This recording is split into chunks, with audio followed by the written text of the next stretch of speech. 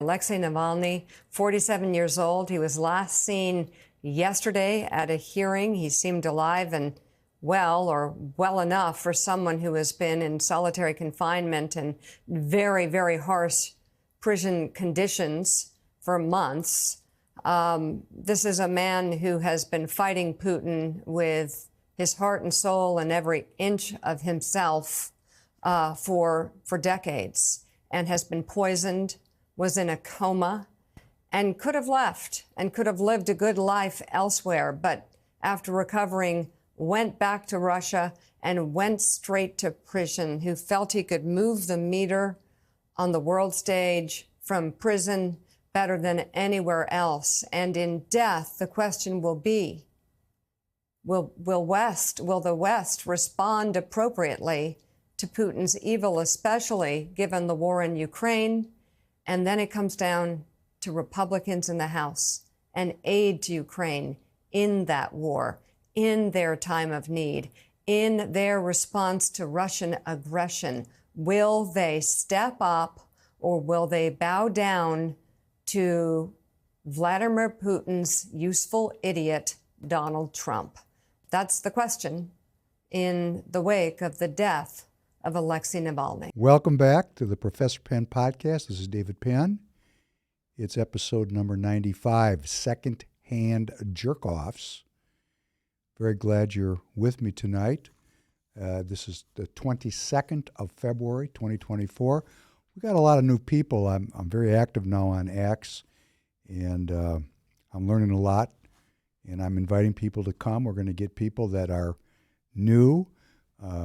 We're a respectful community. We want to communicate with each other, listen to each other. I'm really about a politics that is not bound by the scam of red team, blue team. These people have been scamming me my whole life with this political theater, and I'm not interested in their theater. I'm interested in the outcome of the actual legislation. And the outcome is $34 trillion of debt, an open wound of a border, and an endless war. I really don't care to assign a blame, because red-blue is an energy system like a yin-yang symbol. These two groups are working in harmony with each other while they're opposed to each other. You take a look at that yin-yang philosophy. It really applies so critically well here. It's the tension of opposites in harmony, and one thing turns into its opposite. And boy, am I seeing that in my lifetime, because, I was involved in the 1960s as a very young teenager because my parents were leaders of the anti-war movement here in Minnesota. So I was at the protests, involved, sitting in the room with the leaders of the anti-war movement in Minnesota and nationally, like Eugene McCarthy. I mean, these were people that were in my world, and these people were anti-war, anti-military industrial complex. We led off here with Morning Joe. That's Mika Brzezinski. That's Zygmunt Brzezinski, the Dark Sith Lord's daughter. Mika is, saying that Navalny passed, and, with the West, which she means the United States, as we're going to see later, because, who's paying the bills is making the rules, and that on this military thing is we the people. She's saying that the United States, in response to this Navalny thing, needs to do the right thing and fund the war effort in the Ukraine. And of course, it's these terrible Republicans in the House that are not funding the war. So the issue is, if we're going to honor Navalny, we're going to fund the war, and it's the Republicans who are the stooges or the puppets or the agents of Putin. That's the implication. And it's all over the internet. I mean, I'm in social media, and the implication is constantly being put forth that the nationalists here in the United States, or the people that are concerned about the well-being of American citizens, are actually agents of Putin. It's a fantastic psychological operation meant to do one thing: to discredit nationalism here in the United States, or in other words, anti-globalism. Even calling it nationalism is not correct. It's anti-globalism, anti-military industrial complex, anti-war. It's being branded that if you're anti-war, you're a stooge of Putin. And that's just really, it's dumb. Now, if we fall into it, if we allow ourselves to be branded, which I know when I listen to it, I go, whoa, I'm being branded a traitor. That's kind of painful. I don't like that. I have to think through and say, am I really pro-Putin? And I'm going to say very directly, I'm anti-Putin. And I have, unlike most of these talking people, now Mika has, some bona fides in this area. Her father was born in Poland. She's from the region. She has an opinion based on the Polish history with the Russians. It's not a happy history because the Germans and the Russians partitioned Poland in 1939, and the Russians took half of Poland. They had a little pact with the Nazis called the Ribbentrop Agreement, and they just took the Polish people apart. And then after the war, the Russians took the whole country and was part of the Soviet Union. And, the Poles don't like the Russians for that reason, and that makes perfectly good sense to me. The Russians don't like the Poles for their own reasons, which Putin tried to lay out in his recent interview with Tucker Carlson, which was, again, widely derided, even though it was another view of history from a different street corner. And if you're new on the Professor Penn podcast, we really want to look at history, or I don't want to say we because that's a bit of a cognitive distortion. I personally like to look at events from many different angles to try to discern the truth, because history is always written by the victor. And the victor has their own narrative. They have a goal in how they write the history. So we sit here in the United States of America in 2024. This is a country that was participating in the destruction of fascism, the great victory over the Germans and the Italians and the Japanese in 1945, and that ushered in the post-World War II Democrat liberal order, and all of our history is written from that perspective. Well, that's the new order. That's the new world order. And what is the new world order built upon?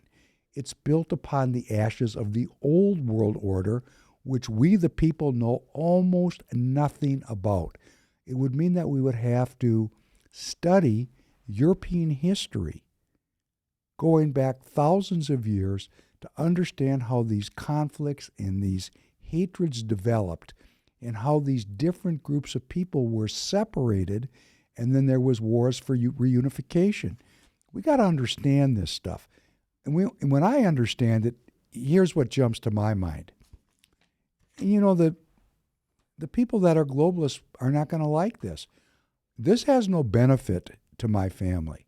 This war in the Ukraine, where we have a proxy war going on with many, many American citizens there fighting, as we're going to see shortly, it doesn't benefit me. Who benefits from this war?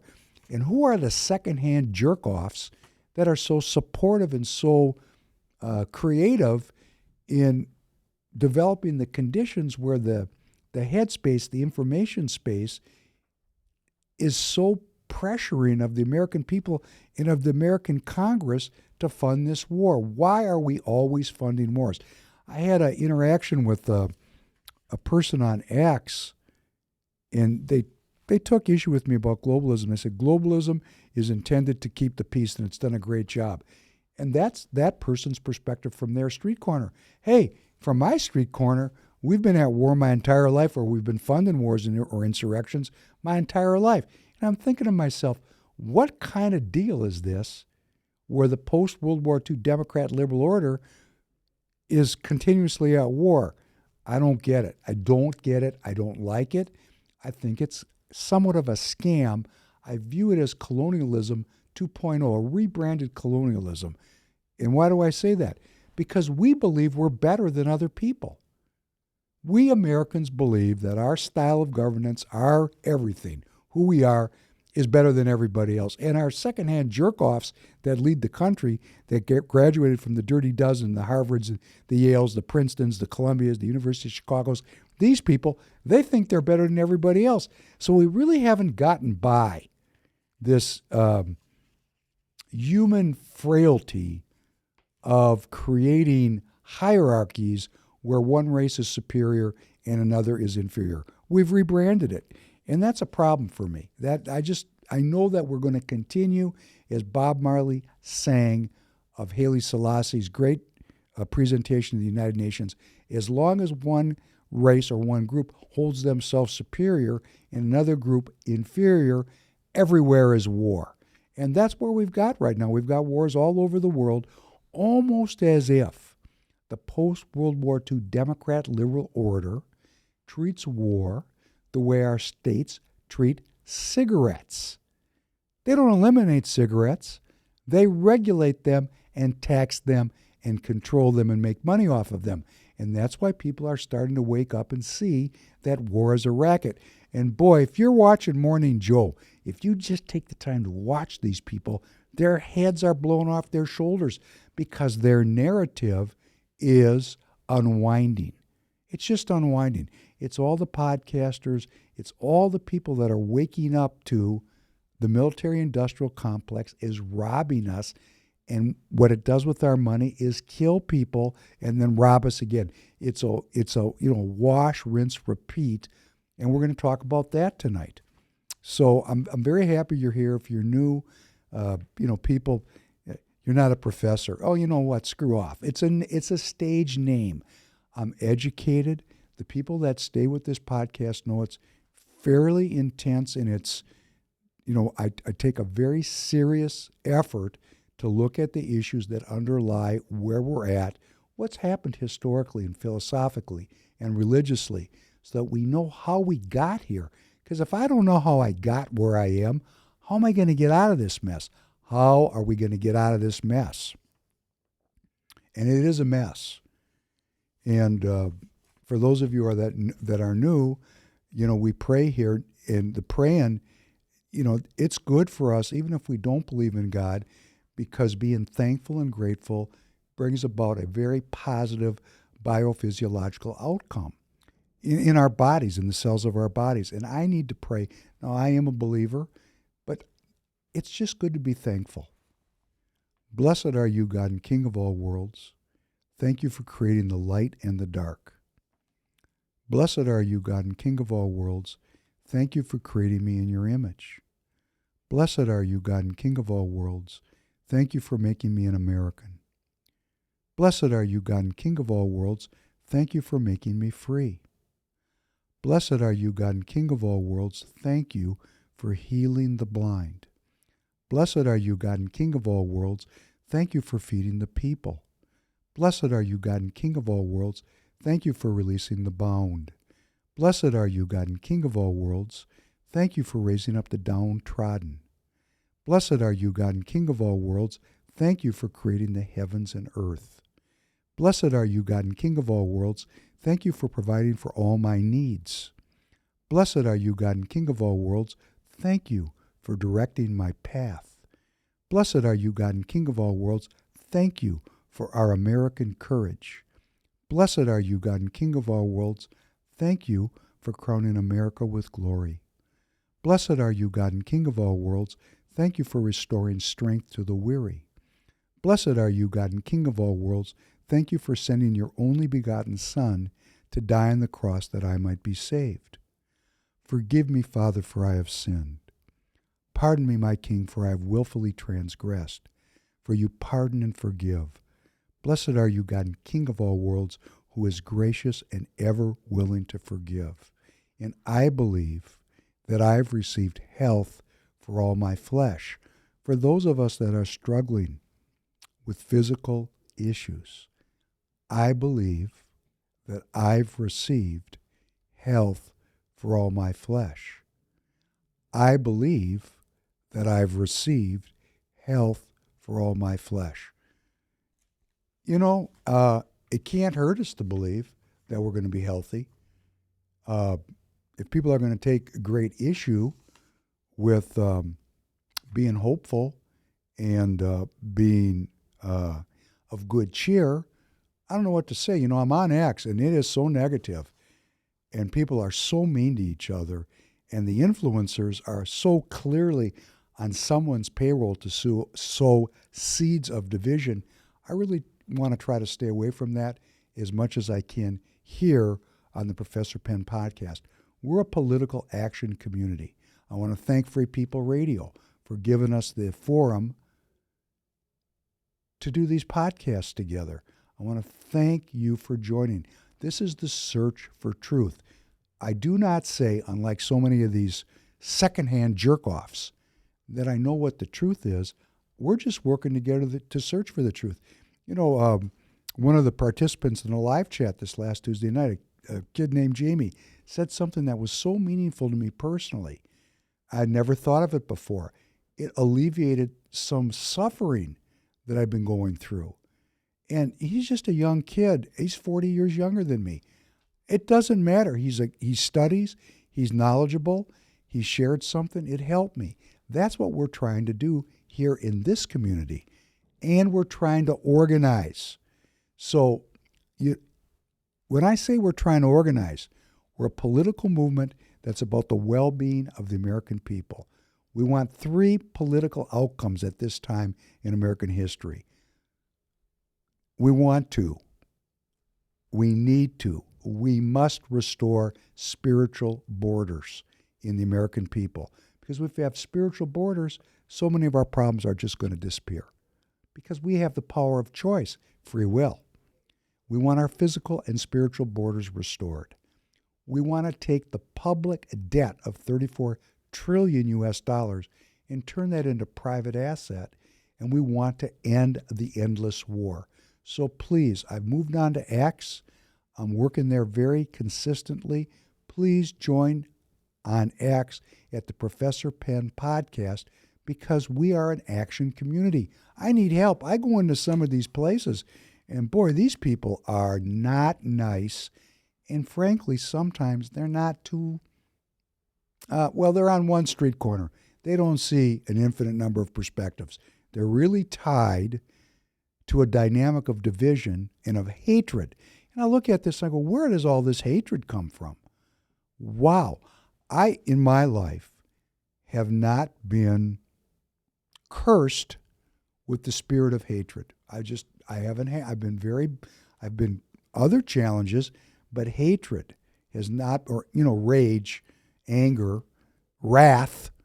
I'm just not struggled with that wrath for most of my life. It's been a very minimal energy that has impacted me. And I realize that our country is given over to wrath at a level that is profound. Well, nothing good is going to come from that. Nothing good comes from lust. Nothing good comes from greed. And speaking of greed, could you please play number 2? For all these rich people that are bitching about how he's a socialist, and I heard another story about it last night. People around the table, this guy that's got millions and millions of dollars, all he's doing is bitching about, Biden's a socialist, he's surrounded by socialists, and because he's a really wealthy guy, nobody at the dinner table was saying anything to him. And a woman I know was telling me about how she said, hey, wait a second, how's Biden a socialist? Well, he's just name one policy. Well, name one person in his administration. Well, I just know he is. He must just know he is because he listens to certain shows on Fox News or Fox Business or Newsmax or something like that. That's the thing, Michael, that Willie and I talk about all the time. Yep. You want to know how Biden's doing? Look at your 401k. And if you're one of these rich country club types that drive your Ferrari or your Maserati to your country club and bitch about how horrible the economy is, look at your stock app and see how much money you're making every hour. Because there's not a crazy lunatic in the White House. There's somebody who actually respects the rule of law. There's actually somebody who respects American democracy. And yes, there's actually somebody that respects American capitalism and what keeps it stable.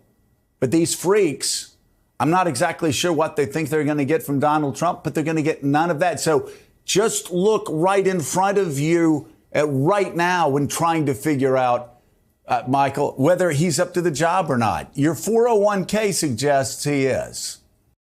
Oh, isn't that lovely? You know, MSNBC actually put that up as a endorsement of President Biden. And what are they saying? Check your 401k to support the current administration. If you're making more money, it's all good. Well, first of all, there's a lot of people in this country that don't know what a 401k is.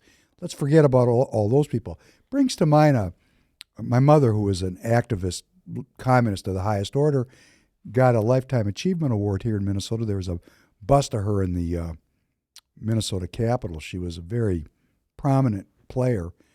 And I went to this event, and there was a full room. I mean, there was 1,000 people in there honoring my mother, which, you know, that was cool. And there was a governor of Minnesota, former governor. His name was Al Quie, and he came up on the stage and he said, you know, Barbara needs to have this award, and the reason we're going to have welfare and we're going to have these different programs is that's the way we keep the poor pacified. But he went on and on about, you know, democracy, just like Joe. And he really didn't talk very much about the poor, which was my mother's work. And she got up on the stage and she said, there's so much talk about the middle class. No one speaks of the poor. And the poor is a ever-growing population here in our country. And that's not what Morning Joe was talking about, which MSNBC is allegedly the liberal, leftist news source. And that's why I say at the beginning, this is like the yin-yang philosophy where one thing turns into its opposite. When I was young, the new left of the 60s and 70s was completely focused on the plight of the poor. That's why Johnson created the Great Society. That's why we had all these new programs that started in the 1960s. Who do these people become? They're actually justifying the righteousness of the regime or the administration because we're making money. You know what that is? That's called being bought off. As long as you're doing good, don't pay attention. And I'm going to tell you, I'm in social media, and that's exactly where the American people are at. That's exactly what they think. But let me just read something to you that's very ancient. And if you're new and you're thinking I'm doing some kind of religious thing here, I'm not. What we tend to do when we give up our faith in God is we go, the Old Testament, the New Testament, that's crap. I'm not going to look at that. There's racism in there, slavery, misogyny. There's no wisdom in there. And then they just don't ever look. We don't look as if non-believers or the faithless or the atheist, the people that are sure there's no God and think religion was a scam, they never look back in there. And, you know, sometimes I look back and I go, wow, these people either had a great sense for how things were going to turn out or there's something divine. I'm just going to read this to you. Some of you are going to recognize it. And he cried mightily with a strong voice, saying, Babylon the great is fallen and has become the habitation of devils and the hold of every foul spirit and a cage of every unclean and hateful bird. For all nations have drunk of the wine of the wrath of her fornication, and the kings of the earth have committed fornication with her. And the merchants of the earth are waxed rich through the abundance of her delicacies. And I heard another voice from heaven saying, Come out of her, my people, that ye not be partakers of her sins, and that ye receive not of her plagues. How much she hath glorified herself, and lived deliciously, so much torment and sorrow give her. For she saith in her heart, I sit a queen, and I am no widow, and shall see no sorrow. Therefore shall her plagues come in one day, death and mourning and famine, and she shall be utterly burned with fire, for strong is the Lord who judgeth her. Okay, you know, I'm not into the prophecy of this that much. I just want to be very frank. I'm not. And we'll talk about that in an upcoming podcast because, you know, I have my right to be on whatever street corner I want to be on. But this part really catches my eye. The merchants of the earth have waxed rich through the abundance of her delicacies. Isn't that what Morning Joe's talking about? As long as you're waxing rich and you've got the delicacy, damn the torpedoes full speed ahead. You know, there's nothing good about this kind of materialism. This is the unbalance to materialism to the detriment of a spiritual life, which takes the people to boundarylessness. We have no spiritual boundaries as a people. Why do we know that? Look around you. There's no internal spiritual boundaries. I'm not going to comment on the abortion issue because when I talk, this is not an abortion comment, because when I talk to most women, they'll say a woman's right to choose is sacrosanct, but they're not personally in favor of an abortion because of the harm it does to the woman. Many of them who have had abortions and who suffer emotional trauma afterwards. You know, there's a great way around abortion. It would be called men having a spiritual border. Men. I have a young man in my life. I just sat down and talked to him. He's 14. I told him, it's impossible for you to impregnate a woman before marriage. It's impossible. And he looked at me. And I said, do you have a brain? He goes, yes. Are you willing to use your brain? Yes. Then it's impossible to get a woman pregnant before marriage. It's a failure of masculinity. It doesn't matter what these women do or want to do. Men, keep your consciousness about you. That's a spiritual border. That eliminates all kinds of problems. Just little things like that. Small little issues like that solve problems very substantially. But you know, nobody talked to me like that when I was 14. My father never said, no, it was a different time. It was the early 70s, and the sexual revolution had just took off. Maybe my parents didn't know what was going down, but I did. And it's worse now today than it was when I was a kid. So men, be men. Be men. Have discipline and spiritual boundaries. That's not denial. That's being a man. Be a man. I think we even had a podcast. The title of the thing was Be a Man. Well, let me tell you, we have to pay for things here. This is Free People Radio. If you're new, every podcast has to make money. This is not free doing this kind of high-quality work. This is a studio. This is a digital audio production environment. It costs money. We have to do some things to defray the cost. We're not trying to get rich. We don't want to go broke. One thing you can do is go to freepeopleradio.com and visit the store. The store, we have T-shirts and things for your kitchens. It's a quid pro quo.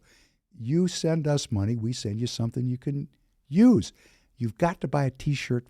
Why not buy it from Free People Radio? And along those lines, we're in the tire business. We have a company called TireGet.com. That's TireGet.com. So let me make a little sausage for you, and this is going to show up over media. TireGet.com. TireGet.com. We're an online e-commerce retail store. We have everything you need for tires for every vehicle that you own. It's really cool. We've got all the major brands. We've got private label tires. They're all priced right. We do your service. That's right. You go to the site, TireGet.com, and we help you with your tire. We got great customer service, and we do your service right by your house. No extra charge. Just 2 minutes from your house. Your tires that you buy will be sitting there waiting for you when you make an appointment at the appointed time. It's spring. Spring is about to come upon us.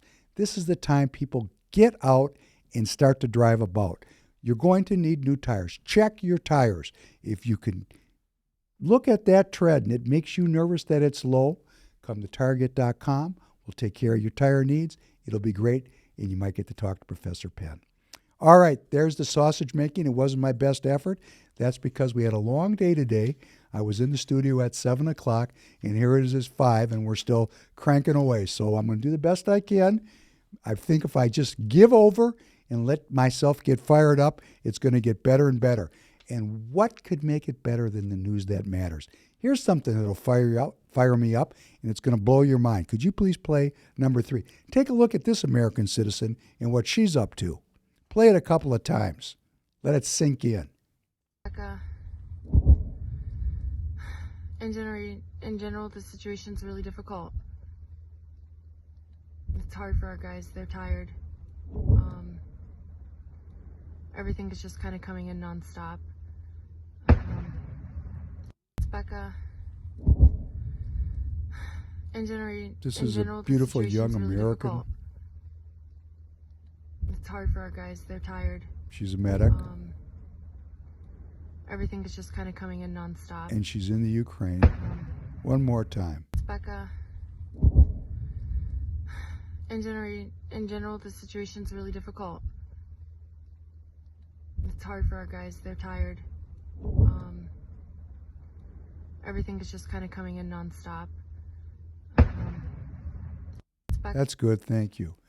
So you can imagine that if we have American young women medics in country in the Ukraine, we probably have some other people there too. In other words, we have a contractor army, off the books army. We the people don't know anything about these individuals. I know many of them because they're my friends. They're over there. They get paid a lot of money. They're on the payroll. The CIA funds this stuff. It's funded off the books. You can take a look at like an appropriation. It'll say, for the State Department for unspecified costs, $50 million, $50 billion. Who knows what the number is? It's every bill has got some line item, State Department, undetailed funding, $17 billion.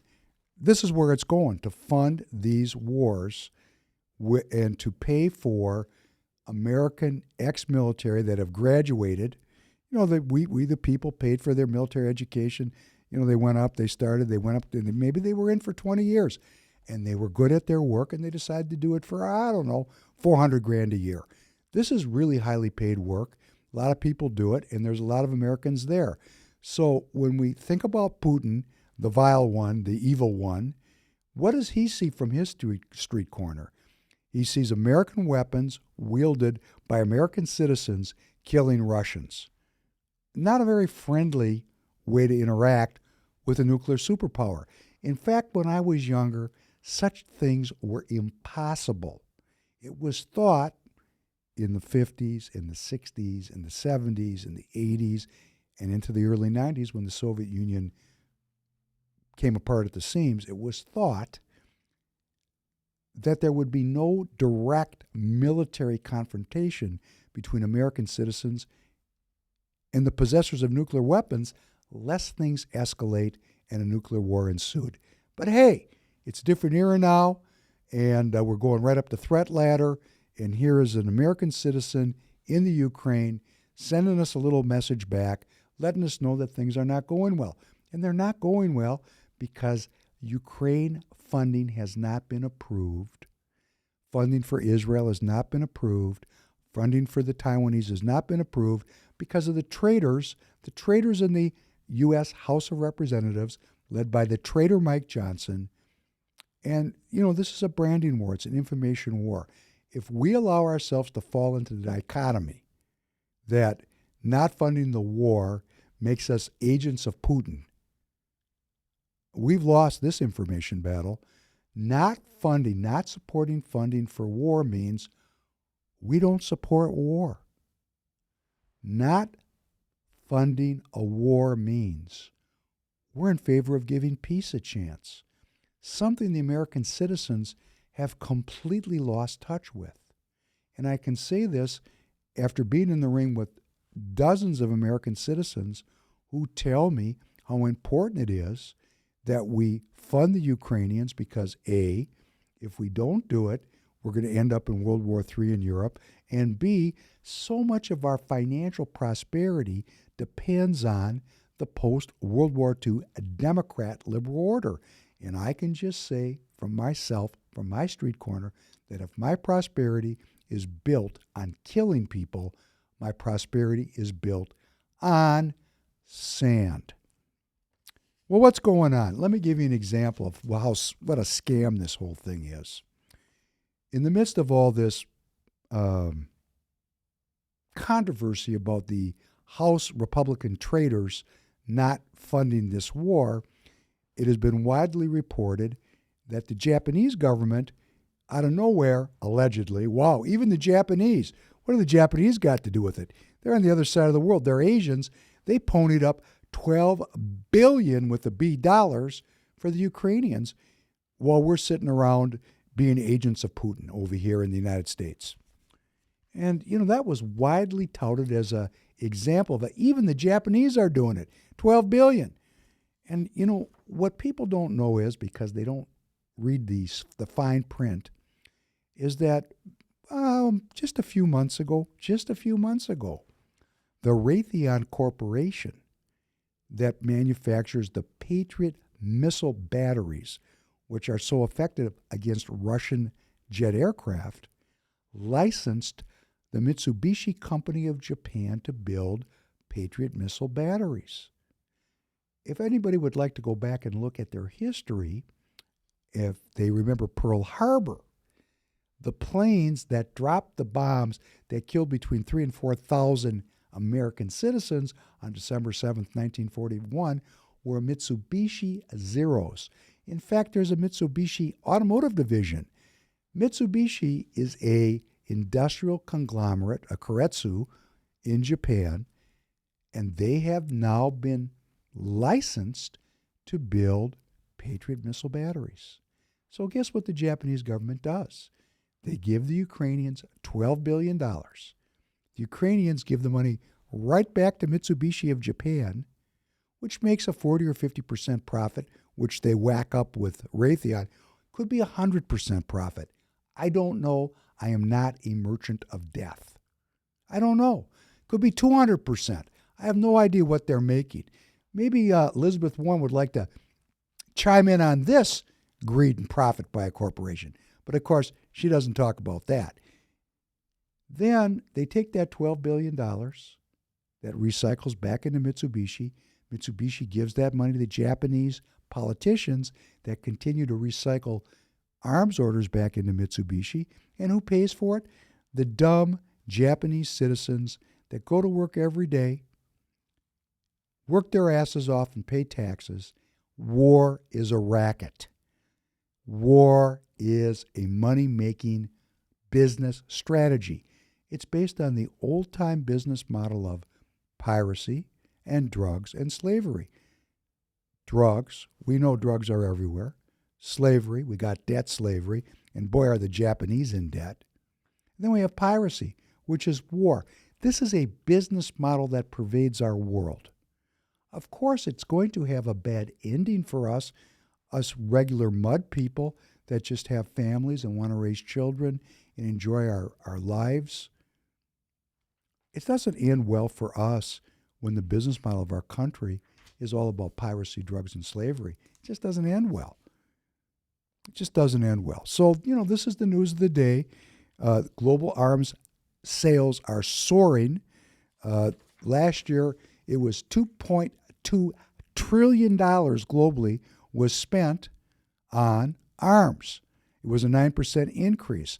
This is explained as a surge in defense spending that's related to the ending of American hegemony and the beginning of a multipolar world where countries are going to pursue their aims possibly without reliance on what we would call the rule of law or the post-World War II Democrat liberal order. And the reason why they're not is the post-World War II Democrat liberal order is a rebranding of the British Empire. That's why Putin calls it the Anglo-American cartel. We are the muscle, the bouncer, defending the last vestiges of the British Empire. Why do we know it? Look at Ukraine. Look up its history. Don't take it from me. Do your own homework. I always say this. You got to do your own homework. Just go to Wikipedia and read the history of war in the Ukraine, and you're going to see that the British started attacking there in when? 1805. Go take a look at the Middle East. Look at the British and the French and the Italians and the Germans. Look what they did to the Middle East. It's a post-colonial nightmare. You know, I've got friends, and we're going to talk, Ty. We're going to get to you tonight, Ty, because I listen to my viewers, and I understand what they want me to talk about, and I'm not afraid to go there. Look at Israel. Israel is a creation of the British Crown. Now, the Jews were happy to take the assignment, but it was the Balfour Declaration and the British Empire's desire to use the Jews to control the Suez Canal and the oil resources by scrambling the region and making everybody hate each other. You know, when you're hating everybody, and that's what I say about Acts, we're so busy hating each other, we don't realize we're getting played. The very people that turn the Middle East into a quagmire of subgroups that hate each other and kill each other are turning America into a quagmire of subgroups that hate each other, and we're going to talk about that tonight. That is the number one sickness, and we've been made sick. We've been made sick so that we can't organize our communities to throw off this horrific business model of piracy and drugs and slavery, which was the British model that we rebelled against when we declared our independence in 1776. The founders of this country said, we don't want to live in this business model. We don't want to do it. We don't want to do it. We don't want slavery and drugs and piracy. We want a new Jerusalem that's based on a spiritual idea of self-governance.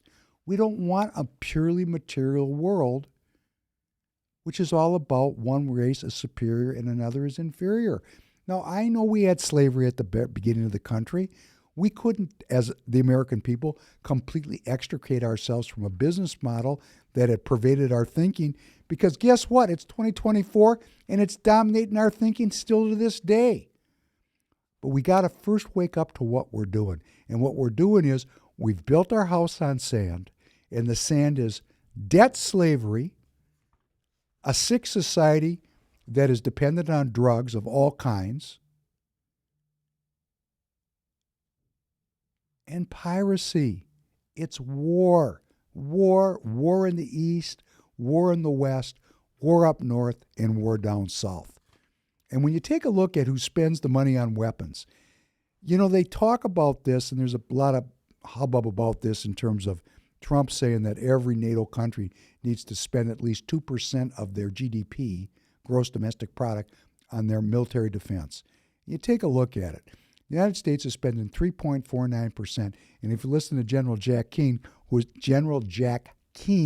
who's one of the greatest arms salesmen in the history of arms selling, you can see him on Fox News, where Nikki Haley hangs out, he would like this to go to 6%. But at 3.49%, we're spending about $900 billion a year. And you take a look at all these countries, and the next one, guess who's next? The United Kingdom. They spend 2.07% of their GDP on arms sales. But what they're spending is like, $100 billion, because their GDP is so small compared to the United States GDP. And then you go through the whole list, and very few countries are over the 2% threshold that they've committed to be NATO members. And who are the countries that are over the 2% threshold? Well, it's all the countries that are very scared about what's happening in the Ukraine. Let me give you an example. Poland.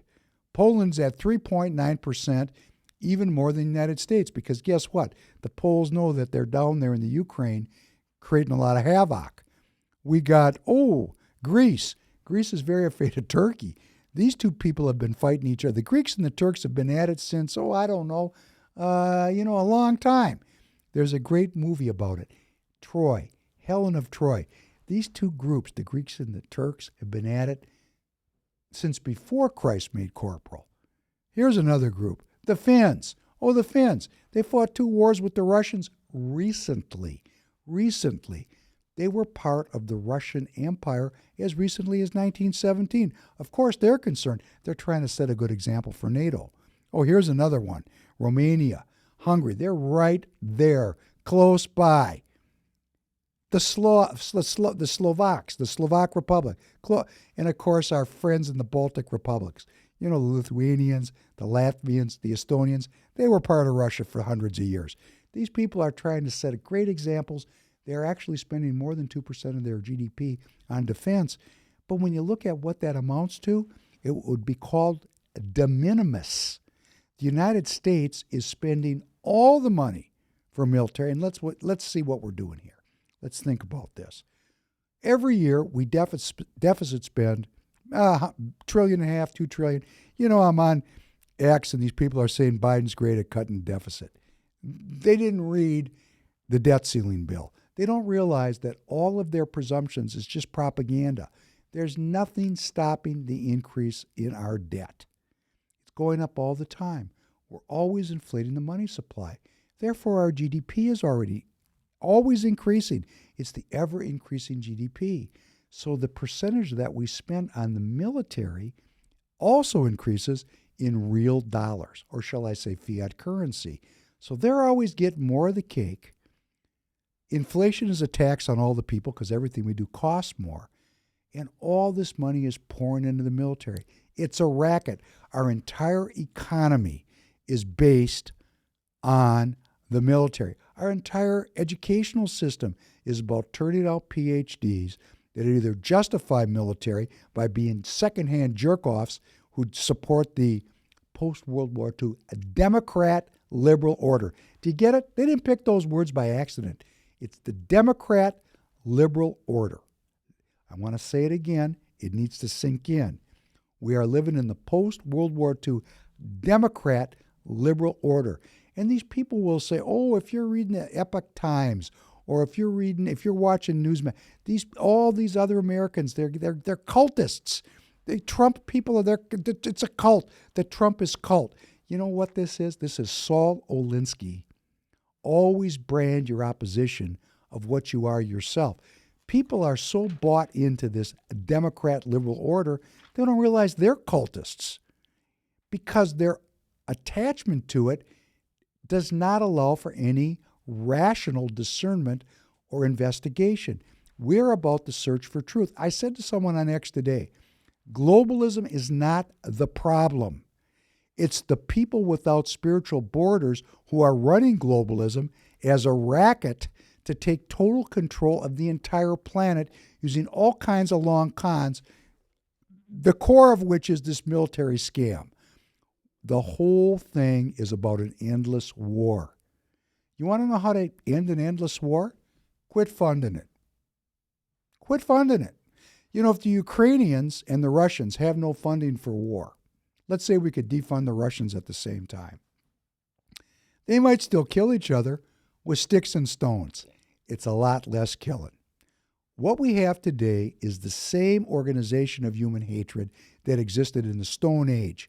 The difference is, in the Stone Age, they threw rocks at each other, and now we have ICBMs tipped with nuclear weapons. It's the same idea. Technology has improved. And I've played many times on this podcast the Dark Lord Herman Kahn in 1957, broadcasting from the Hudson Institute, a CIA-funded think tank, where he laid out the entire security state we're living in. They had a vision for it in 1960, and they funded scientific research for the last 50, 60 years to create the kind of hell we're living in today. That's just what it is. And there's always another weapons sale. Since I saw you last, the Biden administration approved a $23 billion, that's with a B, sale of F-16 jets to the Turks, who just recently under the Trump administration, barely escaped sanctions. In fact, there was some sanctions, but they weren't serious sanctions for buying Russian anti-missile, anti-aircraft defense systems, the SAMs. That was a no-no. But the Turks said, hey, the price was right. If we're going to buy Patriots, We want a license like the Japanese have to manufacture them in Turkey. And for whatever reason, the powers that be said, you cannot have a license. We are not transferring our technology to you, Turkey. So the Turks went out and did business with the Russians, and there was a big brouhaha about that. In fact, they were cut off the list of the folks that got the F-35s. They don't get the really good stuff. They got the second-hand F-16s. But it's good enough for killing people that are driving around in Mitsubishi pickups with 50 cals on the back. It's good enough for that area where they're killing Kurds every day. And while all this is going on, our debt is, the debt increase is accelerating. The Treasury Department just reported a $532 billion deficit in just the first 4 months of fiscal 2024, up $72 billion from the same period last year. The CBO is projecting a deficit of at least $1.58 trillion this year. Thank you, Tom Emmer. Thank you, Kevin McCarthy. And thank you, Joe Biden, for signing the legislation which made the American people think it was the greatest cut in American history, when in fact it was a scam, and the debt's just going up like crazy. Because they want it to go up, because when the debt goes up and they put more money in the economy, everyone's 401k continues to increase. That allows Morning Joe to get on television and say, oh, haven't we given you enough money? Aren't you bought off enough to support this death and destruction that has become America, the purveyors of the post-World War II Democrat liberal order, which is a rebranding of colonialism, of slavery, drugs, and piracy? That's all it is. But we have to have the discernment, the guts, the courage, the fortitude to do the research for ourselves. Because if we listen to the secondhand jerk-offs, we're never going to get to it. And we're going to get to these jerk-offs. With all of this debt, the Fed has to keep up appearances, raises the interest rates because the inflation is raging out of control. So now we have layoffs, but not the kind of layoffs one would expect. It's the kind of layoffs that are associated with increasing technology, artificial intelligence. Many, many companies, it's the record that many companies are now talking about what they call investments in new technologies, or what they call investing in operational efficiency, which is going to lead to the job loss for millions.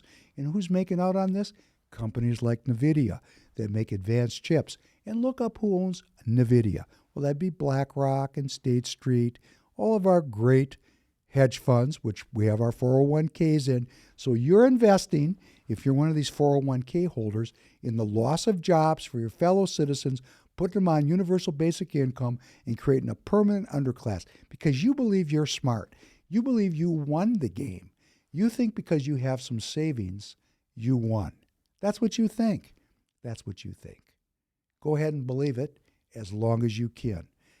And when the thing collapses and they take every dollar away from you and you're just as poor as those poor inner city people that you make fun of, you'll realize that they were the beta test, and you, sir, are the victim. You, ma'am, are the victim. All you people that believe in this scam, this long con, you are going to be at the end holding the bag. My opinion, I'm entitled to it, and we're going to go through it podcast after podcast with evidence. Put your questions in the live chat. I'll answer your questions. I'm going to get to Ty's question very shortly. We are community. We communicate with each other. I will try to do my research. When I'm wrong, I will admit it. I have no problem saying I'm wrong. I'm wrong all the time. I don't get my personal strength from being right.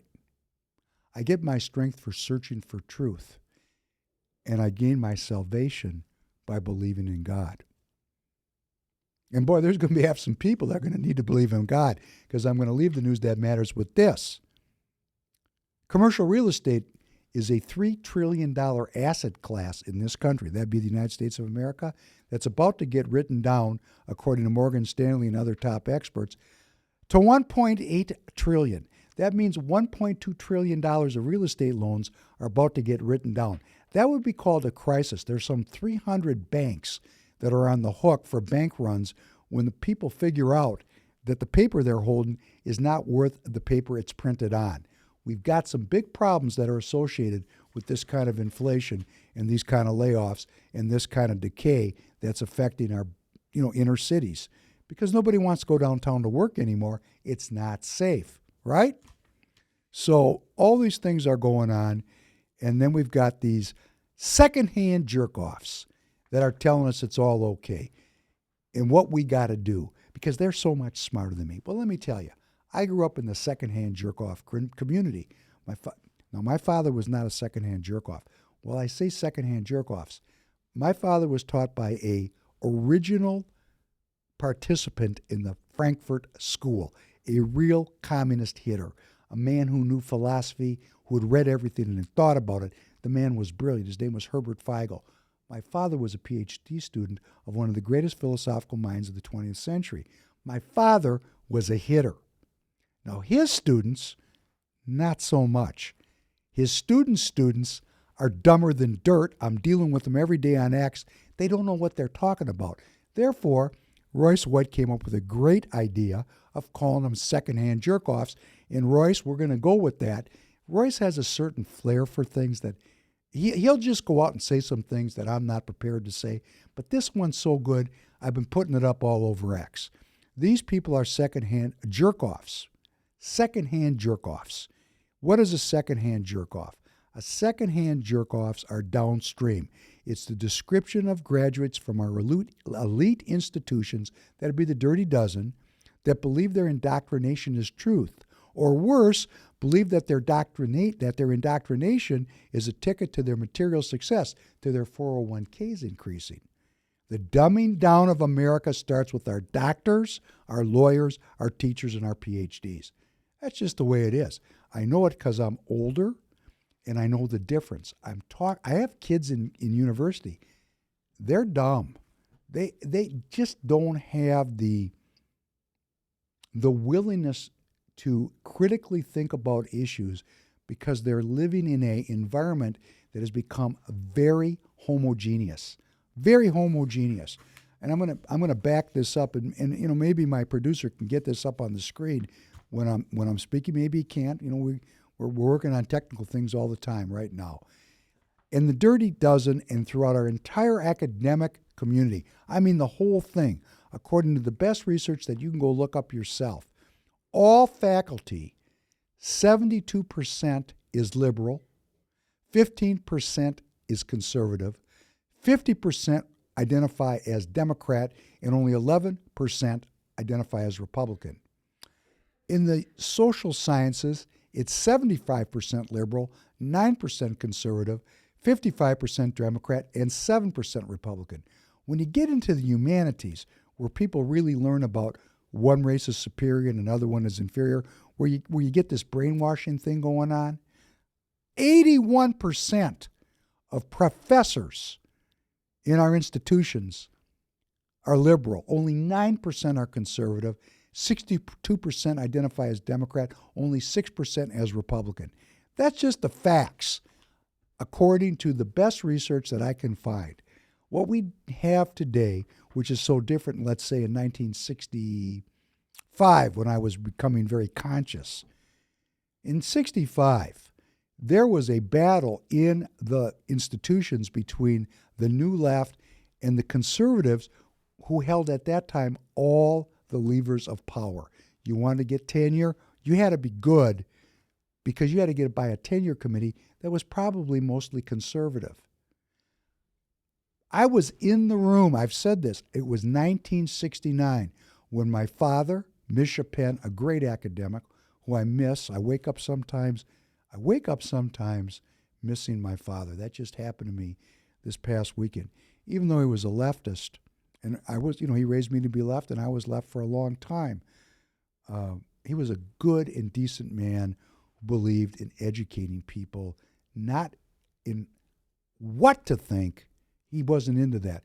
It was how to think. He taught critical thinking.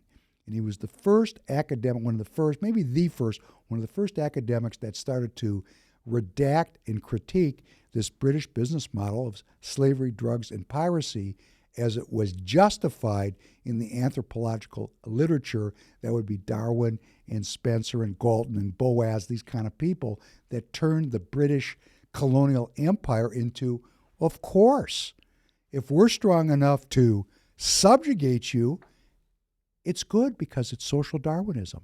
It's the advancement of the species. So killing your ass or making you slave, that's the natural way. These people were not Christians.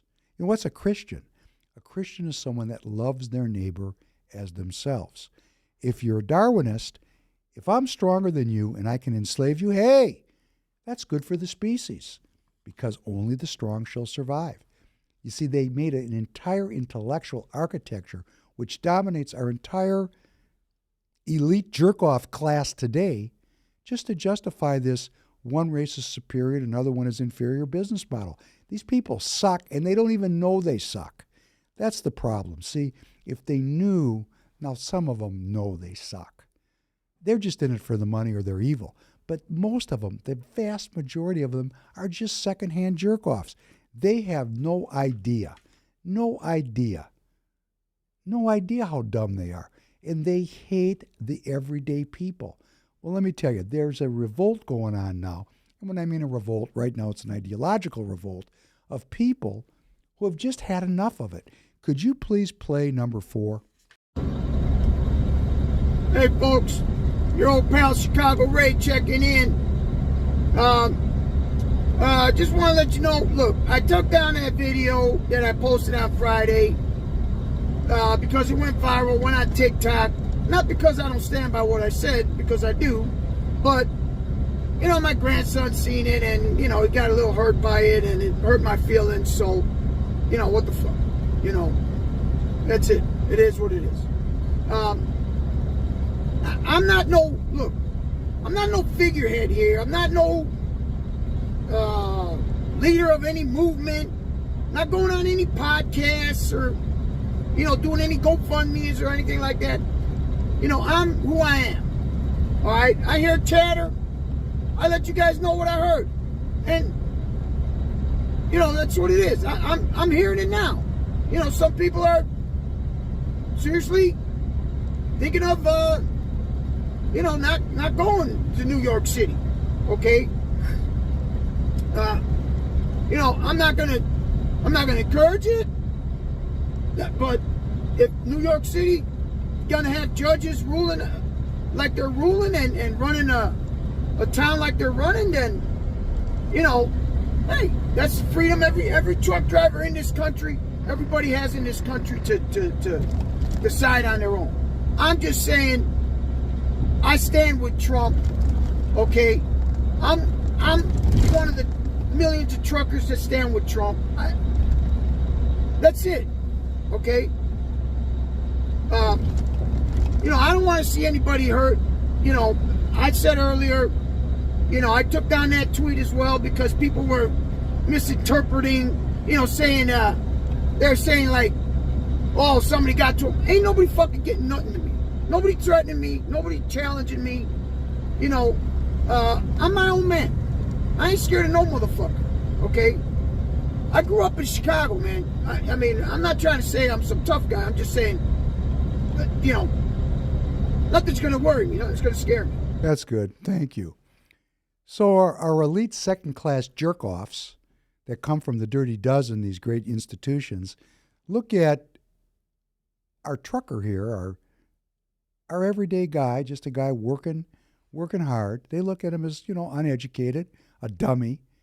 And this man is has dignity. He's self-governing. He's not afraid. And he's just telling them like it is. Now, one could say he's not that educated. Okay, what are you educated in if you got a PhD? What are you educated in? What did they teach you when 80% of your teachers all believe the same thing? How do you know what you know is the truth? Are you searching for truth, or are you sure you know the truth? Because you sons of bitches that are sure you know what the truth is, you're the problem. Science is always changing and evolving. The nature of science is inquiry and continuously questioning every paradigm. Where's the questioning of the post-World War II Democrat liberal order? Where's the questioning of debt slavery? when we have a $34 trillion debt? Where's the questioning of a society where people are raised and become sick by definition, almost every single person? That's just the way we're supposed to be? We're supposed to be sick? What is that all about? And slavery and drugs and now piracy, a continuous war that goes back, in my mind, when I look at it, to 1913. This country has been at almost continuous war since 1913. Go look up what happened in 1913. Why should I tell you? You got to do your own research. But people are waking up. And I want to say to this trucker, Ray, I salute you. This is an act of civil disobedience. Now, there is a lot of controversy whether this is really going to be a protest, if there's really going to be a boycott. I have no idea how it's going to turn out. And, I'm going to just say this, because I'm in the tire business, I know an awful lot about trucking. I'm going to tell you what pisses off the globalists more than anything else. Any weakness in their plan. They identify the weakness and then they go to eliminate it. One of their greatest weaknesses is the independent trucker who they rely upon to move goods through the supply chain. These people are powerful. If the truckers all sit down, everybody's going to get hungry really quick. Well, not everybody. That'd be a cognitive distortion. It's everybody that's got to go on down to the grocery store to buy food. The farmers are fine, of course. If you have stored food in your basement in a bucket, you're fine. But if you're going down to the grocery store every couple of days to buy food and these truckers sit on their hands, you're going to get hungry really quick. And I think this issue about this case with Trump in New York for these truckers, and if you're listening to me and you're a trucker, I really don't think this is the issue.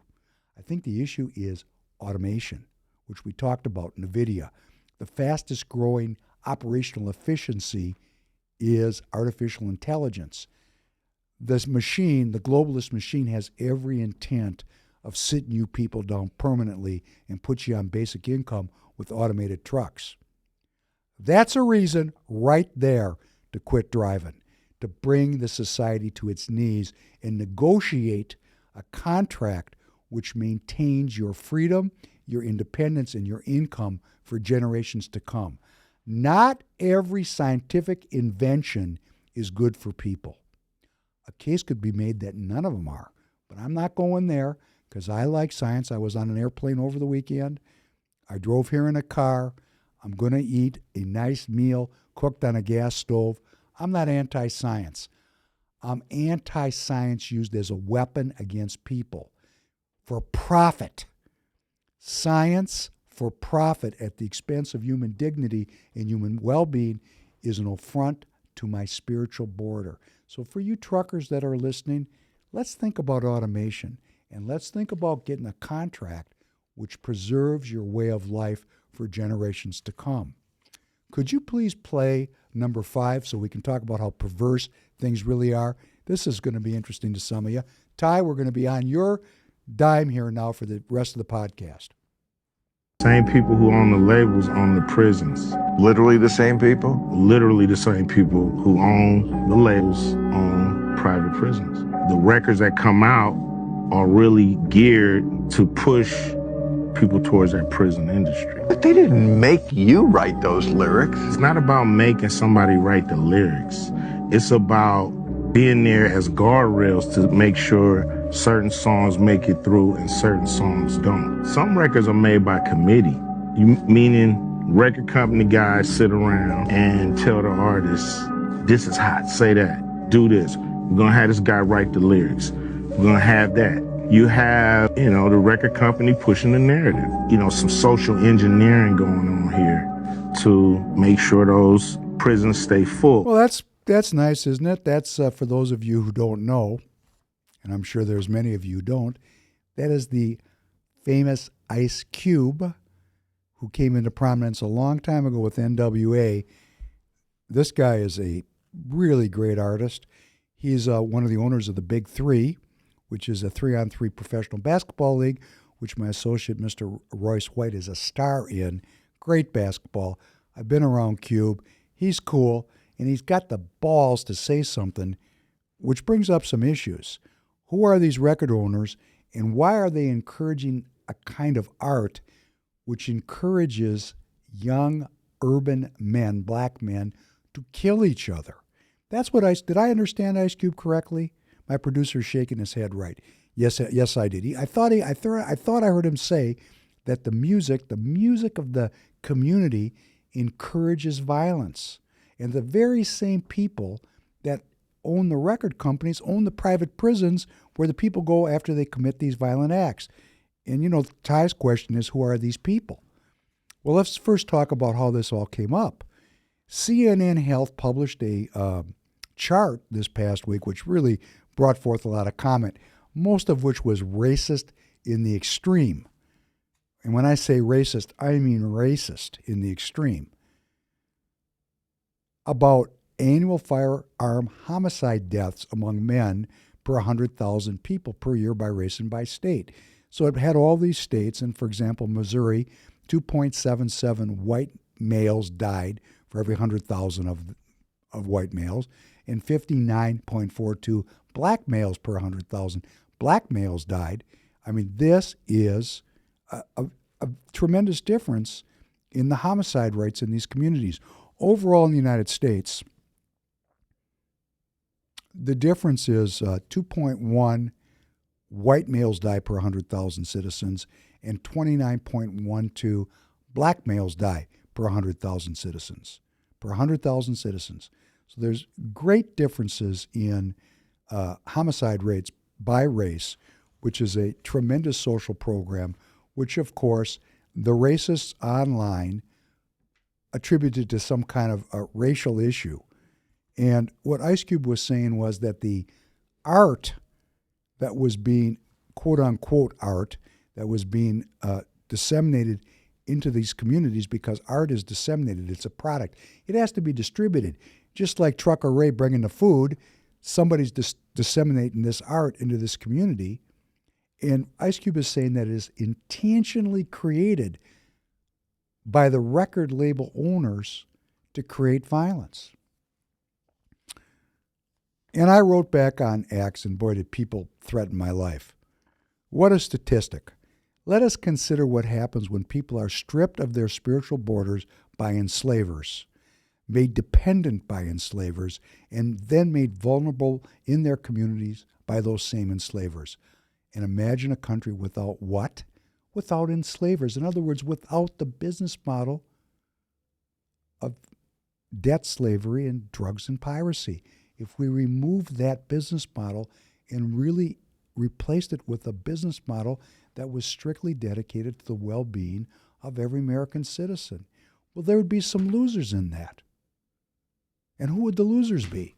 Well, the losers would be these record label owners that own these private prisons. And Ty's question was, who was these people? Who are these people? And he's baiting me, so I want to jump right into it. Because, Ty, I am not afraid. I love you, brother.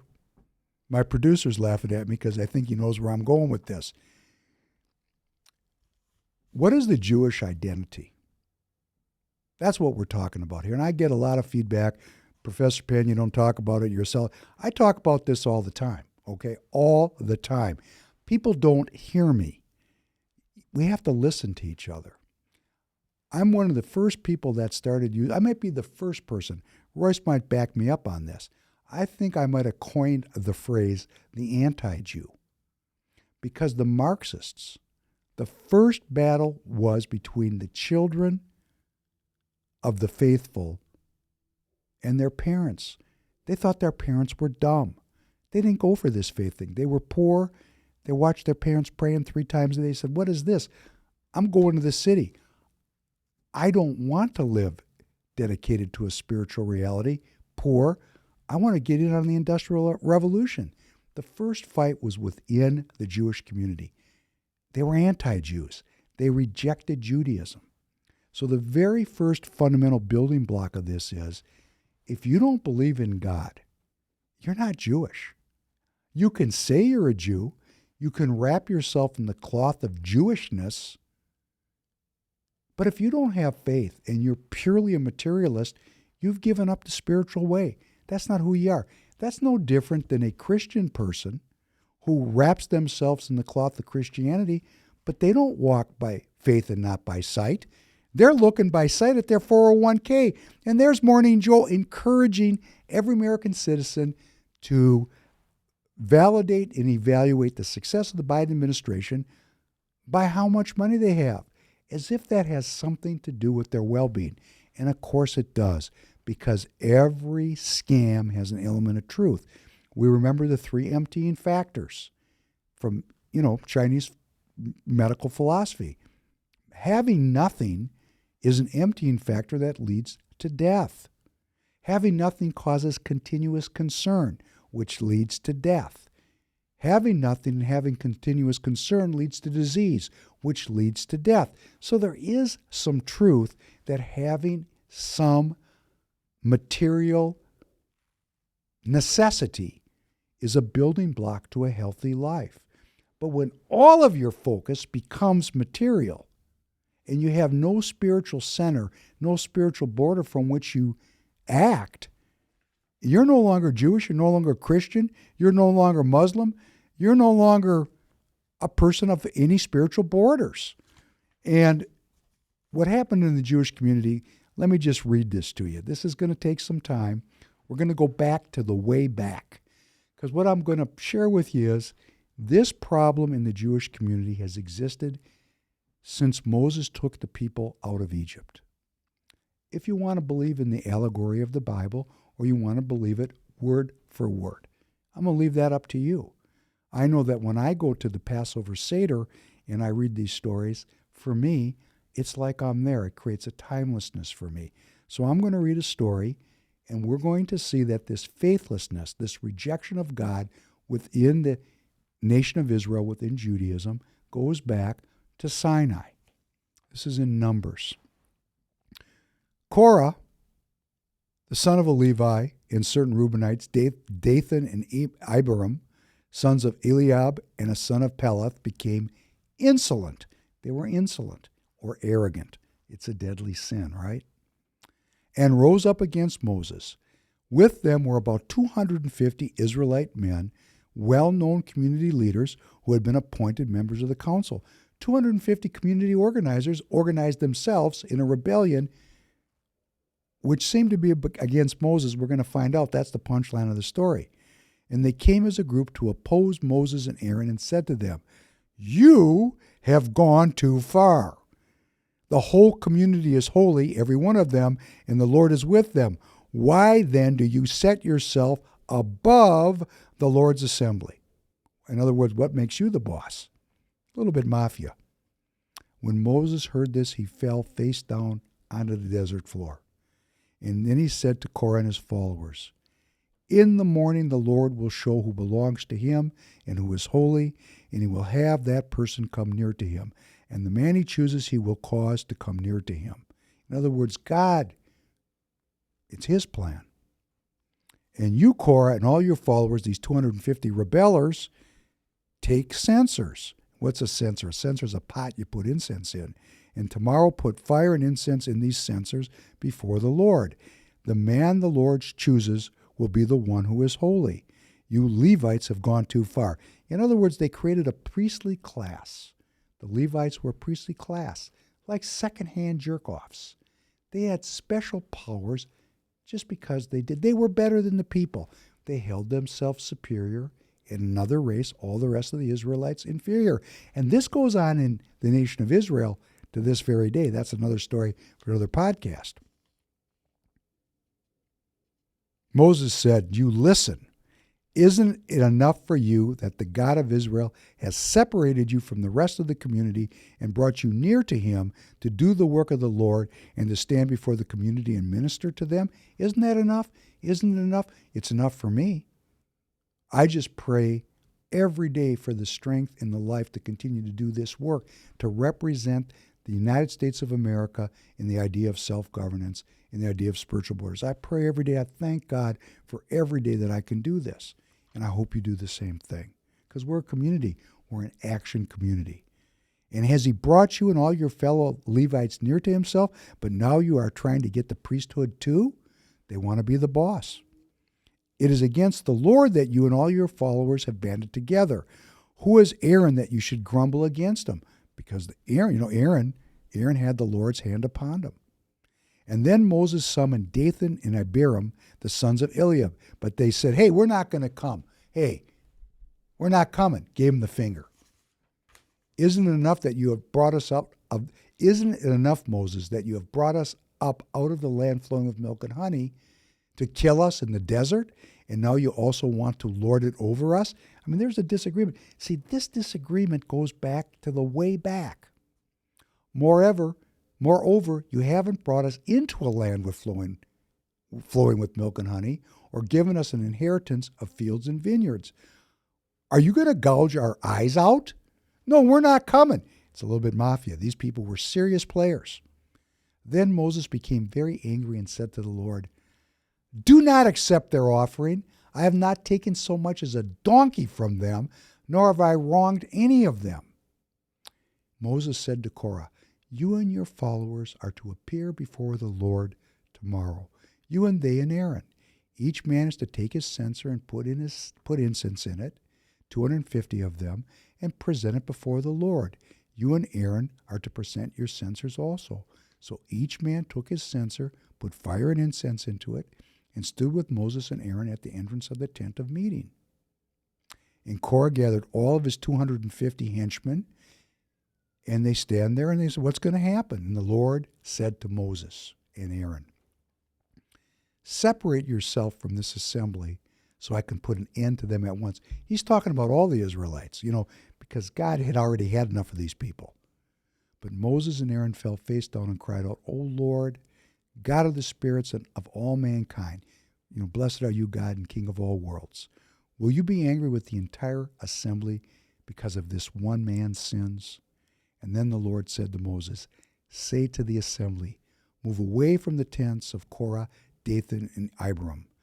Moses got up and went to Dathan and Abiram, and the elders of Israel followed him. And he warned the assembly, move back from the tents of these wicked men. Do not touch anything belonging to them, or you will be swept away because of their sins. So they moved away from the tents, got out of the way. It's always good to get out of the way. This is another thing. It's called awareness. Always be aware, because you can save yourself a lot of pain just by paying attention. And then Moses said, this is how you will know the Lord has sent me to do these things, and that it was not my idea. If these men die a natural death and experience only what usually happens to men, then the Lord has not sent me. But if the Lord brings about something totally new, and the earth opens its mouth and swallows them, and everything that belongs to them, and they go down alive into the grave, then you will know that these men have treated the Lord with contempt.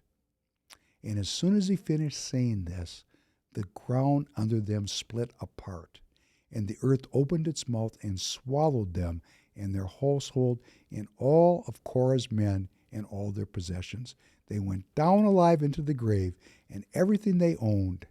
The earth closed over them, and they perished and were gone from the community. This is just baked into who I am. I've been reading this story since I've been, 4 or 5 years old. And so I knew in my blood, in my soul, in the cells of my brain, that if I was arrogant to the Lord,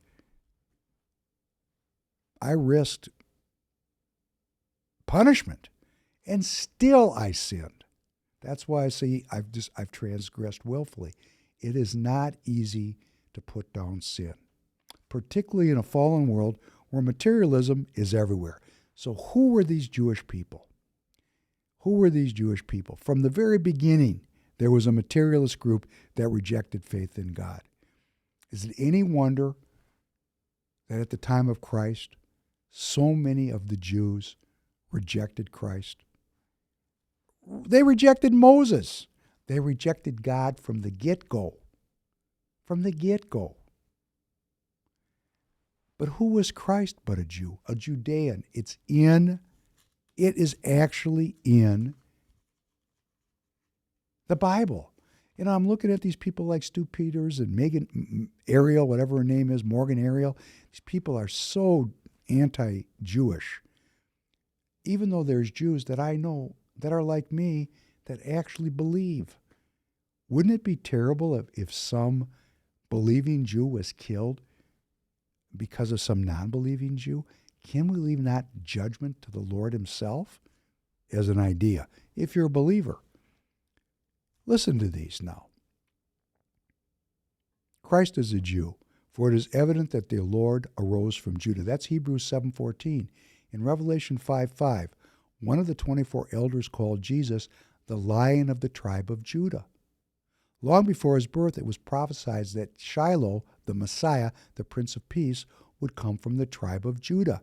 Genesis 49:10.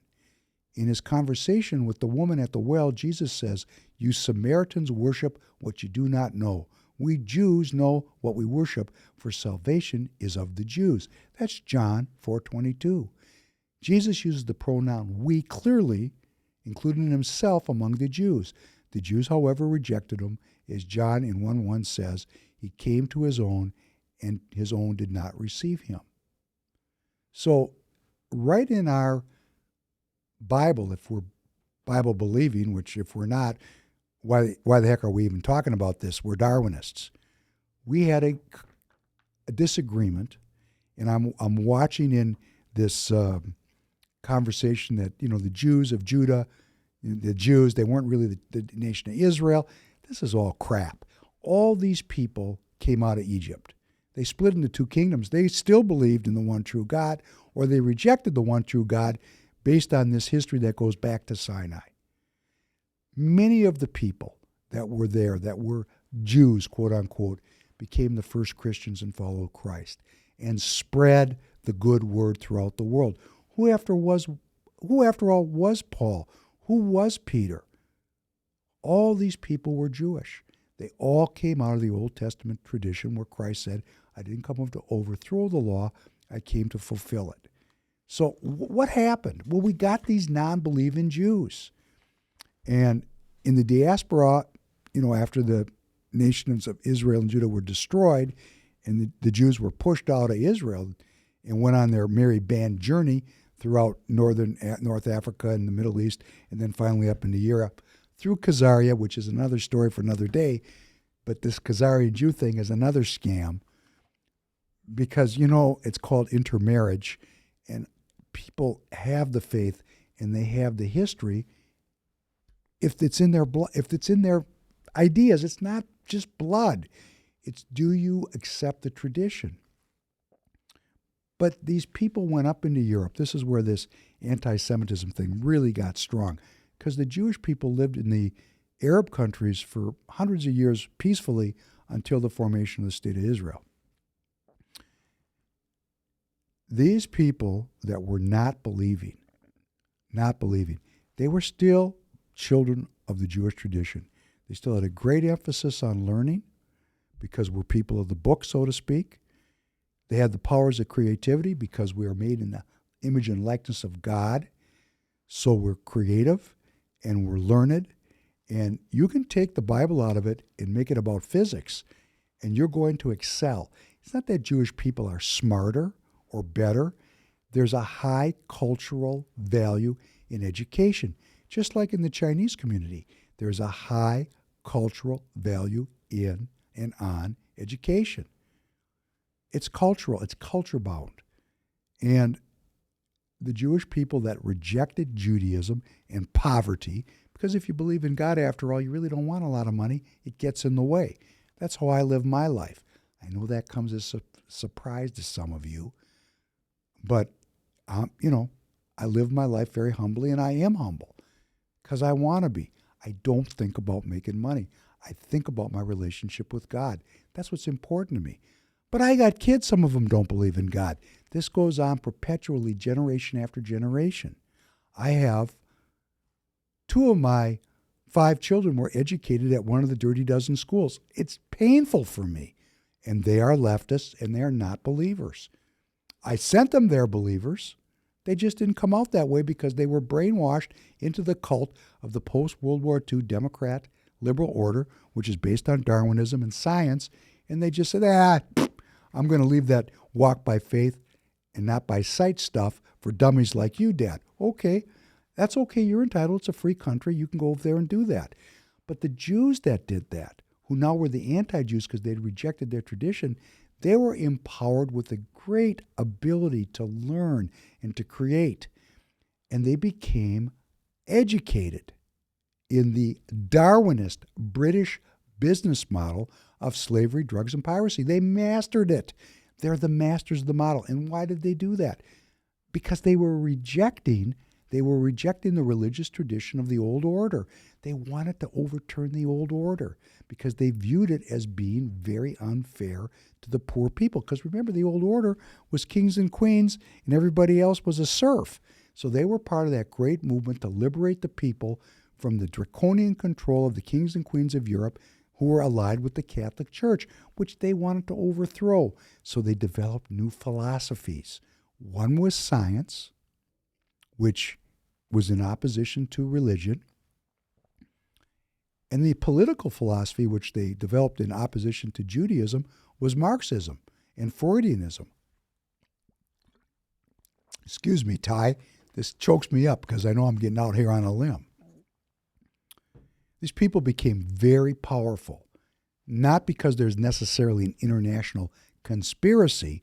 They learned how to work the pre-existing British, and some would say Babylonian, business model of slavery, drugs, and piracy. Why did they do it? Because they were in it for the money. They were in it for the money, and they knew if they got that money, they'd get good breeding rights. Because, not just the Jews are materialists, okay? A lot of materialism going around here. They knew they'd get the good breeding rights. They knew they'd be safe because they'd be important. And they grew up, and then some of them were Marxists, some of them were scientists, some of them were scientists and Marxists. Now, for many generations, the ethical and moral spiritual boundaries of the parents passed through to the children. Even though the children no longer believed, they kept those spiritual boundaries. That's the world I grew up in. My parents were Marxists, but they had spiritual boundaries. They functioned as if they were believers, even though they weren't acting and living like believers. I got that from my grandparents. They rescued me. But these people's children, and then their children's children, and their children's children's children, well, eventually those spiritual boundaries washed away. And at the same time, we had the Holocaust.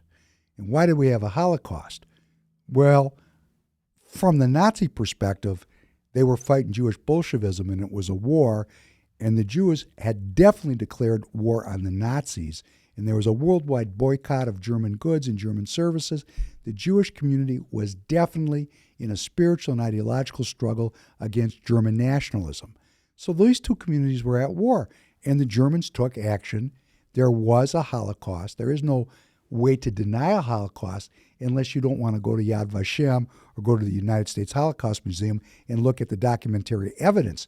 There is documentary evidence. We don't even want to talk about this. It's just dumb. There's documentary evidence of a Holocaust, and the children of that Holocaust had their faithlessness reinforced. And now comes the post-World War II Democrat liberal order or globalism or the New World Order. So you had these people who had rejected their faith, who had adopted science, who had adopted Marxism, who were super empowered to learn, to take super high positions in the new priesthood of medicine, the new priesthood of law, to be the movers and the shakers because the lawyers became politicians. They were highly creative. Maybe they became record label owners. These people, my people, the people who would hate me because they're anti-Jews, they're certainly anti-Christ, took the power positions in the society, and what did they want? They wanted money, and they wanted safety, and they wanted power. And they achieved those goals by living in and supporting this post-World War II Democrat liberal order. Well, what do we end up with when people do this? We end up with a lot of hatred, And I understand the hatred, but I want to remind everybody that from my perspective, we don't know God's speed or God's plan. We don't understand it. We act like we do. There are hundreds of thousands of Jews, maybe millions of Jews, who are discovering the truth and searching for the truth. They are not a threat. They are humble. They do not believe one race is superior and another one is inferior. They just want to worship and live quiet lives of contemplation and prayer. So let us protect those people and put them to the side and focus our attention and our research on the anti-Jews. So here's what I've been doing. These people, and there's a lot, they're mostly Jews. They're mostly anti-Jews. These people that are continuously supporting war in the Ukraine, the Bill Crystals, for example. I just take and I copy their Wikipedia, put it in there. They graduated from Columbia or Harvard. They all went to the same schools. They all have the same cultish affiliation with the post-World War II Democrat liberal order. They think I'm a cultist. Everybody's thinking the other guy's a cultist. Let's search for truth. Let's start right here. Globalism is not a bad thing. It's the people who operate globalism that are bad. And why is that? Because wherever there's good, evil is close at hand. It's not the Catholic Church that's evil. It's the evil people that operate the Catholic Church that are the problem. Judaism's not bad. It's Judas that's bad. It's the people that said, give us Barabbas instead of Christ that are bad. It's not the idea of the Old Testament. We have to start to get very precise, because here's the summary, and I know we're running over. I hope you can stay with me, because I thought about this. Why would a record label executive sow violence in the black community? And Ice Cube's explanation was because they own the private prisons. I'm going to go a little bit farther than that.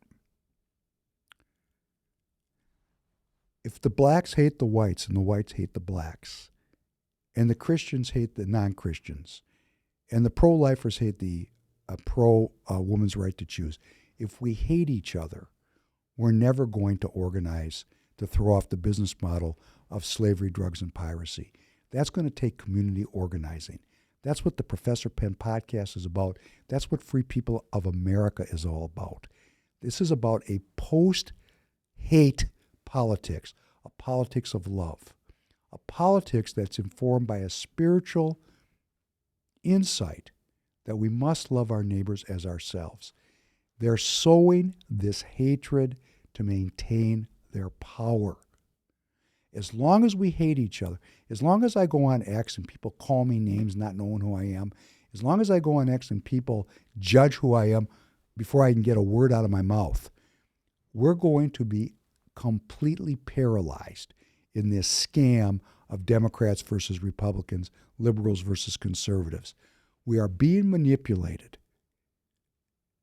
No different than the British anthropologists that came with the British military, turned the Shias against the Sunnis, all these different tribes against each other, and then plunked the Jews down in the middle of it so they could get the oil out for pennies on the dollar and control the Suez Canal. They've just done it to us. They've just done it to us, the American people who divorced these secondhand jerk-offs in 1776. We divorced them and formed an American community. But they were so slick. They penetrated our elite institutions. They've educated our children. And these secondhand jerk-offs are making us hate each other. They're using words like traitor. They're using words like stooge. They're using words that, we're Putin's agents. The whole thing is just meant to keep us separated, because a nation that is divided is going to fall. And that is why anti-Jews are in league with the British business model of slavery, drugs, and piracy, because they're at the top of the pyramid where that eye is. They're getting all the money because money's flowing uphill. They're sending the shit downhill, so we keep hating each other. So they just simply stay in power and get all the benefits of our labors. In other words, much like it was portrayed in the Matrix, we're just batteries. We're just copper tops. We're just working our ass off so that they can fund these wars and continue to be parasites upon the people. So, Ty, and for all the other people that have asked me this question, I believe in God. Christ has revealed himself to me. I want to live a life trying to put sin under my own foot. I'm concerned about the log in my own eye. I don't want to criticize any other individual people unless they attack me. I want a path of peace. The Bible, it is said, all of its paths are paths of peace. We are lacking in spiritual borders. When we restore our own, I don't mean in some kind of great political movement. I mean on an individual basis. If each one of us would dedicate ourselves to learning about and restoring our own spiritual borders and putting our own sins underfoot so that the seals are reset, the problems in this country would substantially disappear overnight. So this is about the well-being of the American people. Well-being comes first and foremost from having spiritual borders. Self-governance is about developing and maintaining internal spiritual borders.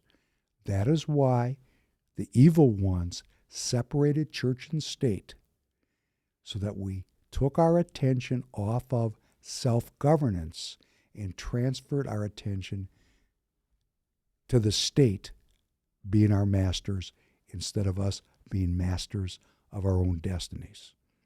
And on that note, I want to go out with a song. Now, we never know when we put these up if YouTube's going to let me do it. We're going to go out with a song called Slave Driver by Bob Marley, because it summarizes so many of these issues. Bob Marley was a prophet. Please, the lyrics are written out. Please look at how timely these lyrics are today. I want to wish you a good weekend. I want to wish you well-being. I'm looking forward to seeing you next week. Please ask me questions. I will try to answer them. It'll be an opportunity for me to do research. Ty, I want to thank you for pushing me into this discussion. Thank you, and I'll see you soon again.